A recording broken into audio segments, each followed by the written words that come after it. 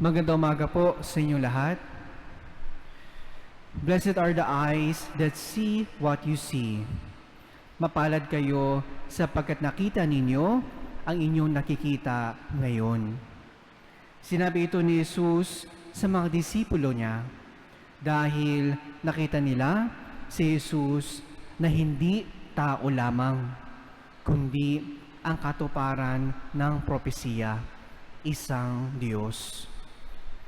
Sa panahon po natin ngayon, mga kapatid, siyempre, hindi na po natin katulad ang mga disipulo na nakakaharap si Jesus mismo.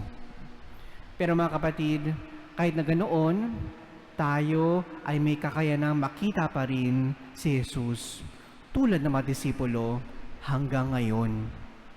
Patuloy po siyang nariyan at patuloy po siyang nagpapakita sa atin sa banal na misa, sa Eukaristiya, sa mga sakramento, sa ating lahat. Ang hamon ay kung nakikita ba natin siya. Pansinin ang dasal ni Jesus sa ating Ebanghelyo. Sapagkat inilihim mo sa marurunong at pantas ang mga bagay na ito at inihayag mo sa mga taong ang kaloob ay tulad ng sa bata. You have revealed this to the childlike. Upang makakita tulad ng mga disipulo, ang susi, mga kapatid, ay ang pagkakaroon ng kalooban tulad ng isang bata. Ito ang merong buong pananalig tulad ng anak sa kanyang magulang. At bilang mga anak ng Diyos, ganitong pagtitiwala ang tawag sa atin. Merong buong pananalig. Buong pananalig. Ito ang ginawa ni San Francisco de Assisi na ating santong ginugunita sa araw na ito. Sa pagwaksi niya sa mundo at paglagay lamang ng pananalig sa Diyos, sa Kanya nakita ang Panginoong pinagmumulan ng lahat. Siya ay isang modelo nang siyang nabuhay sa grasya ng Panginoon.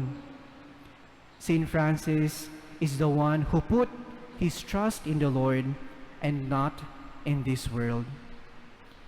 Kanya'y pinagbigay ang meron siya, iniwaksi kahit ang kanyang mana, at sa halip sumunod sa Diyos, at lahat ng kontra dito, tinalikuran niyang lahat.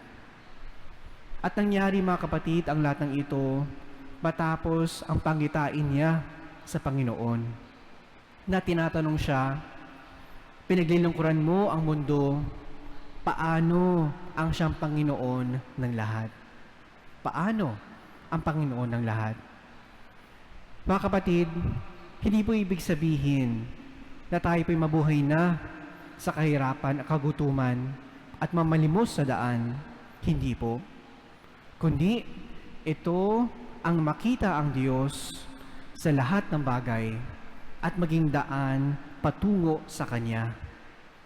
Kaya makikitang minahal ni San Francisco pati ang kanyang kapaligiran, pati ang mga hayop, dahil tinuturo nila ang Diyos na may gawa sa kanila. Mga kapatid, tayo tinatawag din na iwaksi ang lahat na magiging hadlang sa ating pagsunod sa Panginoon. Magawa natin ito upang ang ating hangarin ay walang iba kundi siya lamang, ang tunay na pinanggagalingan ng lahat, dahil nakikita natin ang Panginoon sa mga ito, tulad ni San Francisco de Assisi. Amen.